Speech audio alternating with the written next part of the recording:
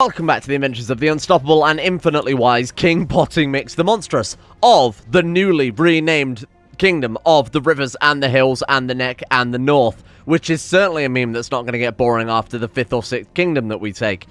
So, yesterday we, through pure CK2 skill, just undeniable CK2 skill, and definitely not an accident whatsoever, inherited an entire new kingdom in the form of the North. So now we are king of both the North and the Rivers. I'm not going to use this full name every single time, thank God. Which puts us in an indisputably powerful situation compared to the rest of, Westeros, which you can quite clearly tell is absolutely splintered right now. The Andal invasions have chilled out because Valyria have apparently cropped up and started grabbing some of the Andalos land. They've lost, just some weird stuff has happened. They've splintered a lot. Andalos itself has split a lot, which gives us a little bit of respite from hopefully the many invasions. I don't know if it's just event-driven and they will just spawn in regardless of whether or not the Andals are still landed. I'm kind of hoping Valyria will destroy the rest of it here, but we don't really have any external threat, let's put it that way. We have lots of room for expansion as well. Now, what we're trying to do, our current active goal, is to fabricate a claim on Storm's End, and that will give us the final holy site we need to reform the faith. Now, in the Game of Thrones mod, as I recall, unless they've changed it, holy sites only give like 5% moral authority or something like that. How do we check? It's under this one, isn't it? Yeah, so the Holy Site of Winterwood there, 5%, Holy Site of the Goldsport, 5%. Obviously, base game CK2, they give, what, like 10%? So it's a lot more strict in the Game of Thrones mod. Now you can see here that Rulers Led Astray is giving us -6%, so those are First Men, rulers that have converted over to the Andal religion, so the Faith of the Seven. Rulers converted back, we've got 3%. Because we control a large empire, we've won a load of wars, though. That's giving us a bunch more war score. Now, in theory, the more realms we take, the less realms there are of First Men to lose wars, if that makes sense. So over time, in theory, we should have a ticking moral authority going forward here, unless we lose. Which point, then we got bigger fish to fry, as in, because we've lost. So, ideally, Storm's End will come next. We could try and take all of these sites here. One of them is the Sept of the Starry something. What is it? It's just called the Starry Sept, right? Yeah. In Old Town. Might be very difficult to do, bearing in mind Old Town are obviously quite powerful and on the other side of the continent right now. And then the other one is the Fist of the First Man, which is obviously up beyond the wall, which I'd rather not go for, to be honest with you.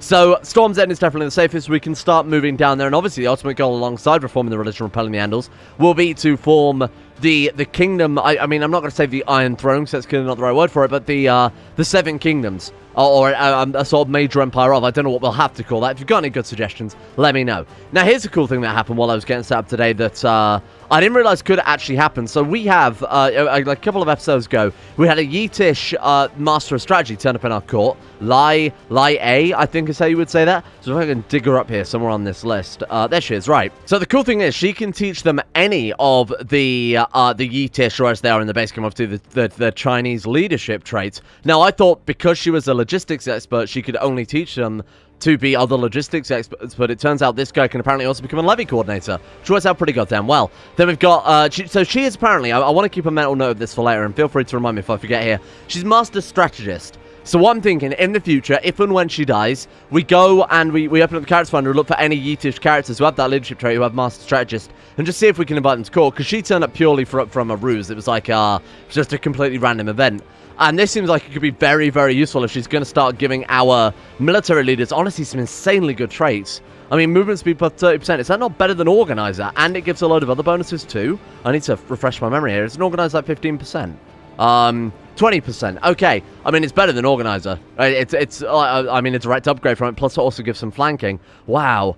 This could be very, very OP, so we'll have to keep a close eye on that in the future. Now, in terms of military, obviously we've got a long-term religious play. In terms of military play, there's quite a clear option for where we want to attack first, and I think that is the Mountain of the Vale. Now, unfortunately, we don't have any claims on it. We have no Casus Belli, we have no invasions or anything like that.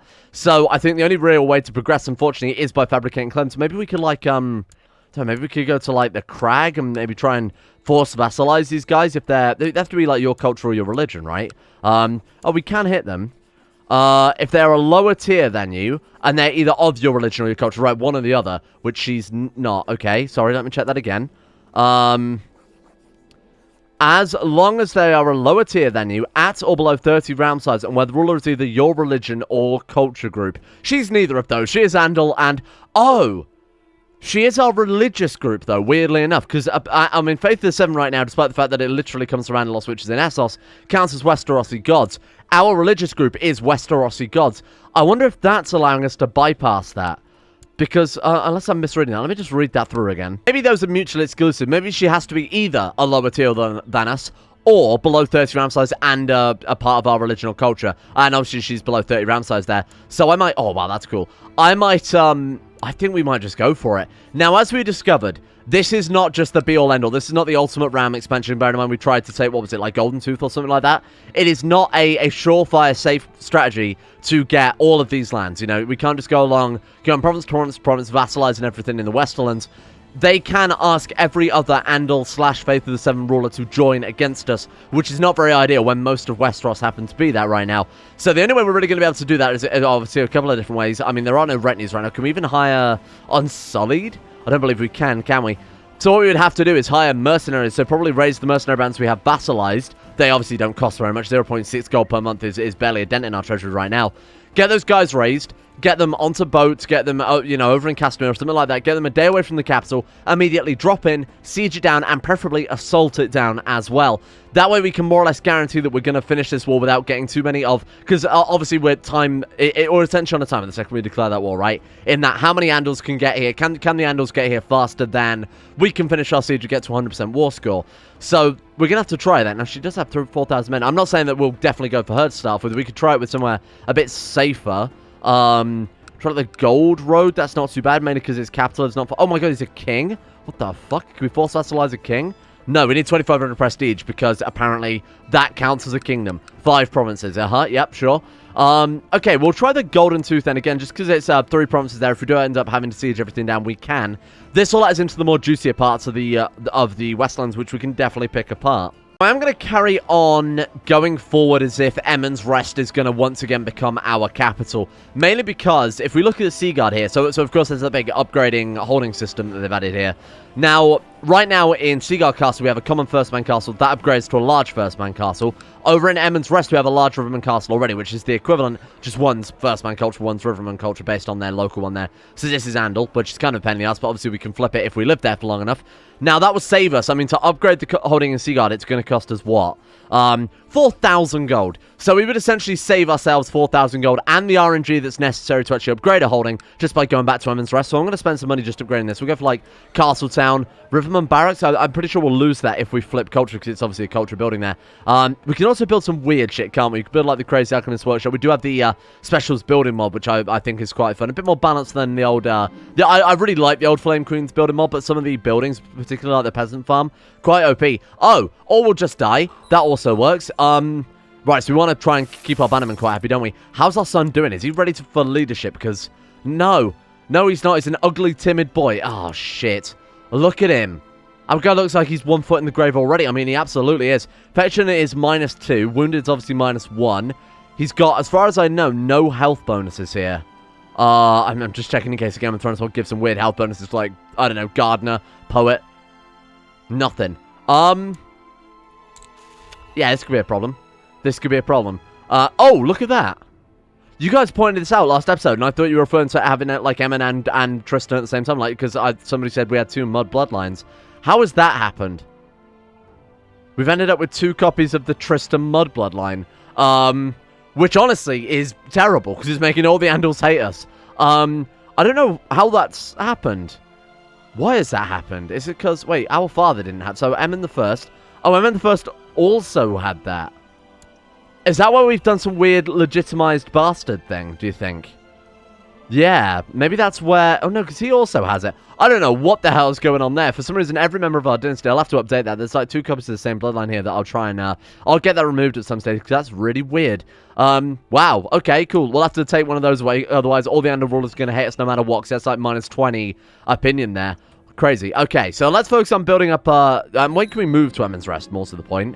You're going to move your capital during peace now. Okay, we might be able to after this bloody war against House... Was it House Royce we're fighting right now? There we go. Okay, so how long till we can move the capital then? 487 months. Okay, so our next character, basically. Can we pass any laws? Because we spent all that time trying to build up laws. Which I don't think we can really do much to get out of it, can we? No, I guess not. I mean, control around inheritance is illegal. That's something, I guess. Now, a lot of you point out as well, we could give away the Kingdom of the North to one of the loyal houses in the North so that they obviously can deal with all of the fallout. And it means we only have one vassal to really impress rather than trying to juggle, what's that, like 7, 8, 9, 10, like 12 vassals. So why don't we pick, I mean, ideally, Winterfell would make the most sense, and these guys also love us. Kedge of Boningale, House Boningale. I might make them the Kingdom of the North. They'll become our vassals, obviously, still. I mean, it's not like they're going to disappear or anything. Despite the fact that we are called a kingdom, we are actually an Empire tier title, which I saw a little bit of confusion about. So let's chuck the Kingdom of the North to this guy then. No reason we couldn't hold it for the time being, I guess. It's not like we're going to run out of kingdoms, but it would make vassal management so much more simple, wouldn't it? What's the downside to keeping it? I mean, the downside to keeping it is obviously everyone's going to get a minus opinion with us, which in turn increases factions, potentially assassinations, whatever else. Yeah, you know, I'm going to give it away. All we're getting really out of the kingdom for keeping it is just some prestige. So I'm going to dish that out to this guy. Kingdom of the North belongs now to my glorious retainers, House Boningale. There you go. You're welcome, my friend. And that's dealt with all of our... What about you? Why did you not transfer over? The sisters. Is that part of the de jure? Oh, that's part of the Vale. Whoa, that's a bit weird. Okay. And that's these little islands, by the way, between the North and the Vale. Very strange. Well, that's worked out pretty well, though. So now we've dealt with our vassal problems. How are we looking as well? What's our vassal limit? 19 out of 44. Okay, we didn't really have to worry about that so urgently. Yeah, that's quite nice. Now, who dislikes us? The only thing left I wanted to do here, just quickly while we're setting up, is to start swaying Lord Joshua Southstone, or sorry, Joshua Bracken of Southstone, who doesn't like us because our domain's too big and vicious rumors and mud bloodline and mud bloodline and mud bloodline. So we'll try and sway him while we wait for some of these claims to fabricate, and while we build up a little bit of gold, I think, for some mercenaries. I don't want to risk this too much, otherwise we're going to end up paying more money out in war reparations than what we actually drop on mercenaries in the first place. So now we play the waiting game. Basically focus a lot of effort on educating our son, see if we can actually get that claim on Storm's End. And now, as we found out previously, just pressing claims on things won't actually cause all the others to come to war against us. One thing we might also want to do is quickly grab the gods. I guess we could go to your claim, but then he'd be pissed off at me for having Emond's Rest. I'd rather just very slowly pick it apart, you know, wait till our next character to go for like a conquest or a border dispute or something. Yeah, we can't do that one either, unfortunately. Why not? Oh, we need ambitious, ruthless, or greedy. Maybe see if we can get those first. Now, along with all of these other many background tasks we've got to go on here, let's also carry on with our alchemist stuff, because I really, really want to see. I've never, ever once in the Game of Thrones mod unlocked these rare powers or done anything with the rare powers. So this is like a bit of a personal campaign, to be honest. So let's go forward. We want to construct a lab. Now, this is just the Hermetic Society lab. I feel like it's been ages since we've done the Hermetic Society. For science, I think I can just about remember the best combination for this. So we need to have ingredients before we kickstart this event. We've got a gallbladder. I think having more ingredients increases the chance of... So basically what will happen... Oh, shit, that's annoying. We can't get any more in a hurry. So what will happen is that the only way to get the most state-of-the-art lab, there's 24 points available on this event. Each step will give you 3 points, except there's only 1 point available from having an ingredient in your treasury that happens to go rotten during the event. It's complete RNG, very similar to sending for a smith or something along those lines. So we've just got to hope. We've just got to hope that this one thing is enough to try and trigger that. So, also the best thing to do is build an efficient and accessible office for research. Ah, there we go. Nice work. 201 gold basically gives us what we need to help kickstart this religion a bit more. So if we get Storm's End, we'll be up to 40% moral authority. Then all we have to do is a couple of conquests here and there, and we might be able to reform the old god's faith. I don't think we'll be able to get it done today, I'll be honest, because that's a lot of moral authority to ask, and when keeping this moral authority together is going to be very, very difficult. So I'm going to spend as much money as possible on this event so we can get the most benefit, because our guy's not that old, is he? He's 46. Oh, he's 46, and he's also almost dead. So maybe I should be a bit more careful about spending our money so haphazardly, but that's okay. Duty. Rawny, terrible name. Right, let's see. What have we got? I'm going to pick one randomly on the... Basalt. Basalt is one of the names on the list. There we go. Basalt Mud. Welcome, my son. Prince Basalt of the rivers and the hills and the neck and the north, of course. It worked. Look, gallbladder removed from the treasury. So that means we should now be able to get the best outcome. Oh, look at that. He also got logistics, but that's so good. We should be able to now get the best...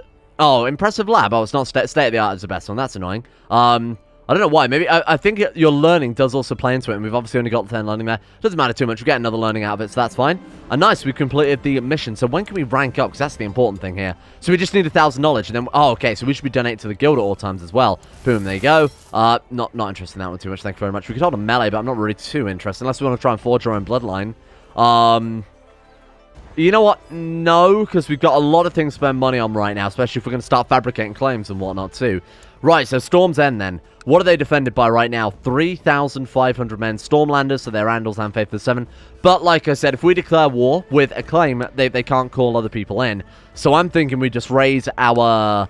We raise our vassal mercenaries that we've got kicking around here. All... Oh, God. All not many of them. That's not very good. And then we'll just see if that'll be enough to win it, so I don't have to... Yeah, that's probably not bad. 3,600. What do we go again? Oh, I'd be a bit close doing it like that. Okay. I don't know exactly how we're ever supposed to expand the realm if with every war we launch, we're essentially in 70% defensive pact, right? If they can call in every other... I mean, look, this is unreal. If they can call in every other Andal Lord, even if we're just going for a single province that we have a legitimate claim on, well, an unlegitimate, but legitimate in terms of game mechanics, how are we ever supposed to expand the realm? What am I supposed to do here?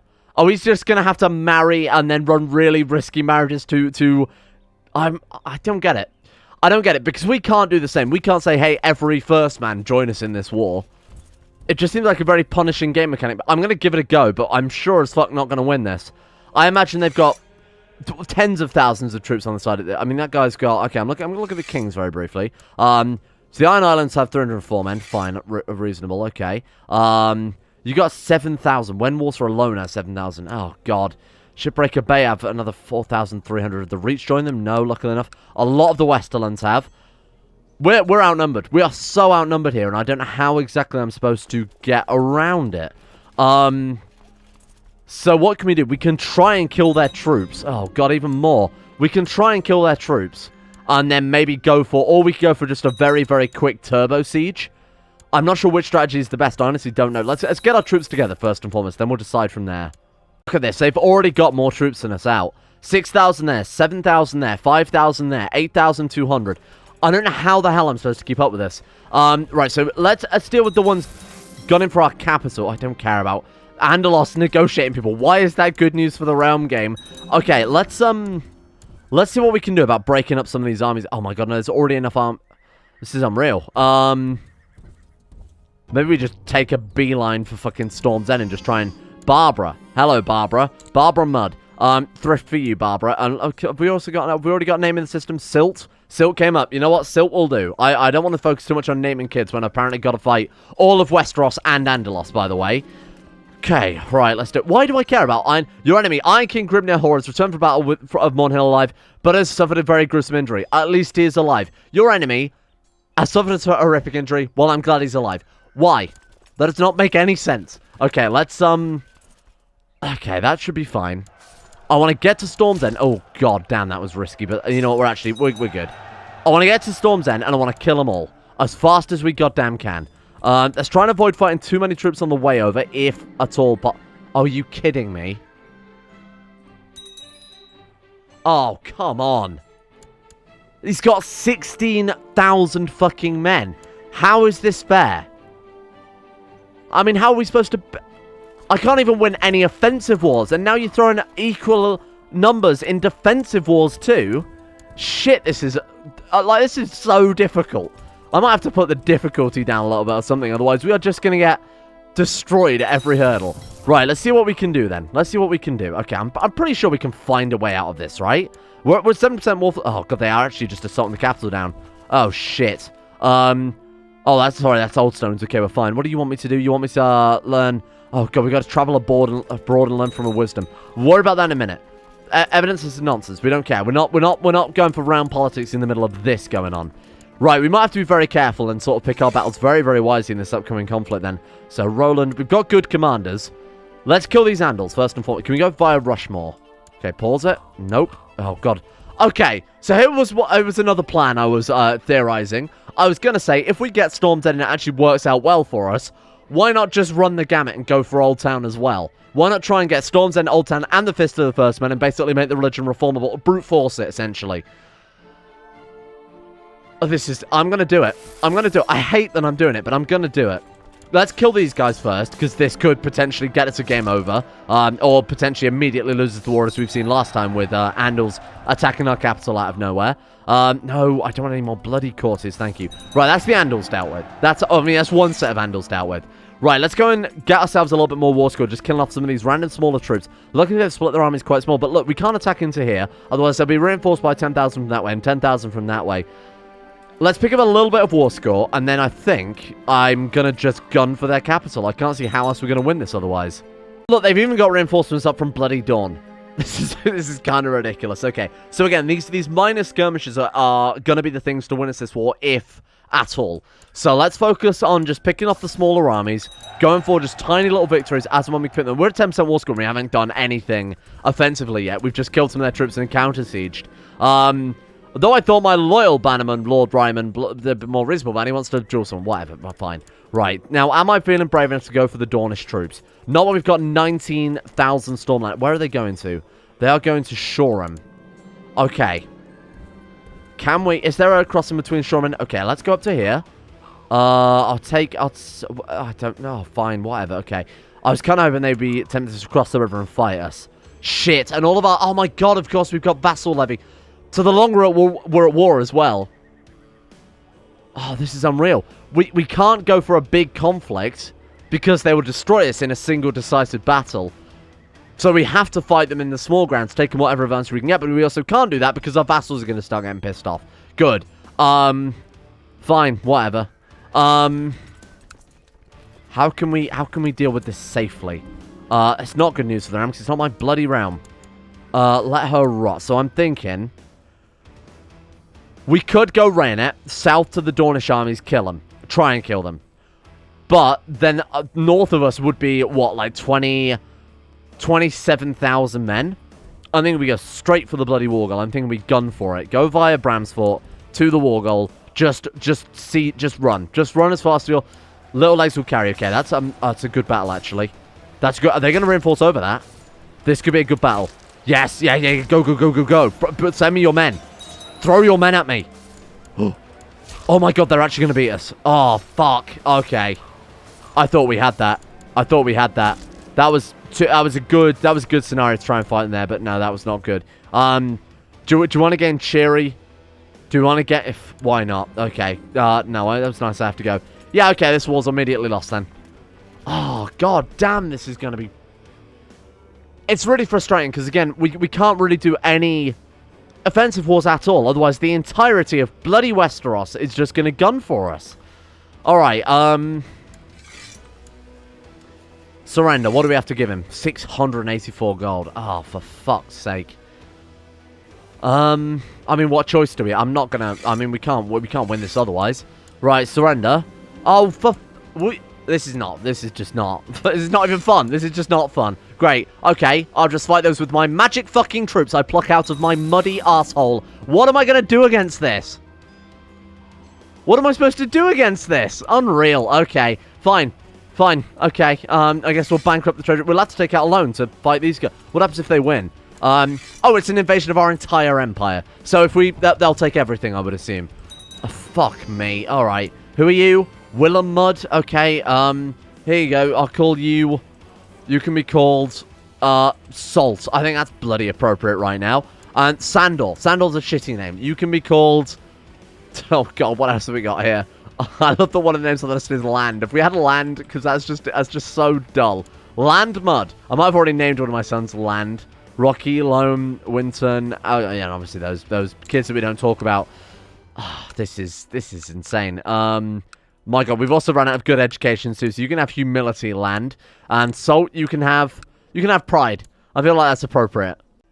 I don't know. I don't know what to do. So we have to just sit and play, what, tall, defensively? For how many years will that be, though? Are we just going to have to sit here and build up all of our realms until we've got so many troops that we can fight every single person in the West? That, to me, does not sound very fun. Also, it does not sound very feasible within the current budget. 2,800 men. I mean, they might take a river crossing over to our troops in Old Stones, and that might wipe them out. My god, this is, Alright, okay. Let's think about this then. So, Master Coin, you're shit, Pete. I'm not gonna lie. Oh, sorry, I thought his name was Pete. It was Patrick. I don't even know. I've lost track of the council here as well. Right, so let's go by stewardship. Let's see if anybody will join our court with higher stewardship. We need to be collecting taxes. We need to be getting the special tithes as soon as possible. Otherwise, we are going to be really just in deeper shit than we already are. Right, welcome. Someone died. Don't really know. Don't know who. Don't care. Right, Master of Coin, you're fired. You start collecting tax. Watch the for the special tithe. 12% yearly. Oh, good. Oh, I put him in the put him in the wrong province. Okay. So let's get High Admiral as well. Let's merge these troops. Now, what have we got in terms of troops? We've got some incredible commanders. Unfortunately, incredible is not enough when we're up against that many men. So 2090. So there is a river crossing between here and Rushmore. Yes. Sit there. Let them come to us. Pray we get lucky. I don't know what else we can do here. We haven't got any other troops to fight with. We haven't got any gold to fight to raise troops with. We haven't got any money to pay our troops with. Oh, God. And if we don't do this, we'll piss off our bannermen even more because now we've got their levies raised once again. Hey, that's nice, though. Thank you, Maester. Emboldened our armies a little bit. This is just CK2, isn't it? And specifically, it's a Game of Thrones mod with some of their unique mechanics that you either get incredibly lucky and get 2 kingdoms in one fell swoop through a complete fluke, i.e. the flu, or you get shit like this happening whereby we are literally on the cusp of losing our entire empire. Good. Oh, interesting. Expert sappers. Oh my god, see, that's so good. I mean, these are so good, aren't they? I need to get more people like that now caught in the future. Okay, so we'll sit here, we'll reinforcing. Oh, a glorious 10 soldiers per month. Don't stretch yourself too thin, armies. Okay, move the troops over to Seaguard then. No. Keep them in Old Stones because there is that river crossing there. If they start to move, we can probably bait them out. So let's get you there. Oh dear. That was a mistake. Well, it doesn't really matter, huh? Right, have we got any other troops anywhere in the world right now? Oh, the North armies are there. They're moving down. Right, because of course we're in a mega war, technically. Okay, join attached to us. We might just be able to stop them. Hurry up. Come on, bring them down. What else have we got to do? We've also got to defend against this woman here who's trying to take Crow's Barons, I would assume. Yes, we'll deal with that in a minute as well. Another 6,000 troops. Thank God for the North, otherwise we would be so screwed here. Am I blind? Or does that quite clearly fucking say attached to the army of Master Bestlon, who, by the way, is here? That's Master Bestlon. That man there, called Bestlon. They completely ignored it and just decided to attack by themselves. Fuck me, this... That's okay, it's just our vassals not paying any attention whatsoever. That's fine, I'm sure they know better than me. That's okay, I am nothing. Right, okay, let's kill these guys. Do we want to attack Sir Edmund? No. No, get back, my king, I'll handle this, thank you. Yes, Alana Rivers is going to fight him instead. And... the mere sight of Helena is enough to make Sir Edmund turn and run with the tail between his legs. Not really surprised. A 47-year-old depressed woman. Perfect. Run back to all-round provinces. They are dealt with. Oh, they're not dealt with. Okay, where are they heading to now, then? They are going to Old Stones. Fantastic. Right, kill them all. That's that war done with. That's just the surface. We've still got to deal with this. On the plus side, though, every single one of these wars is not even giving us moral authority. Oh, God, I was hoping that would count as winning a minor war, but I don't believe it has. All right. Oh, to be fair, we haven't actually... Hang on. Let's do that first. How about now? Yay, it does count. Okay, so, I mean, this might be one way to gain some of that stuff. The Rebels' armies... who? Adam of Acorn Hall. Let him bend the knee. There's a chance we can gain patient. I'm going to say that or we risk another rebellion. I'll let him bend the knee. Did we get patient? I'm going to assume not. No, that's not really a big deal. Oh, good. Yeah, sure, we'll join you in defensive wars. We're not going to. I'm only doing it for prestige. Oh, where are my allies?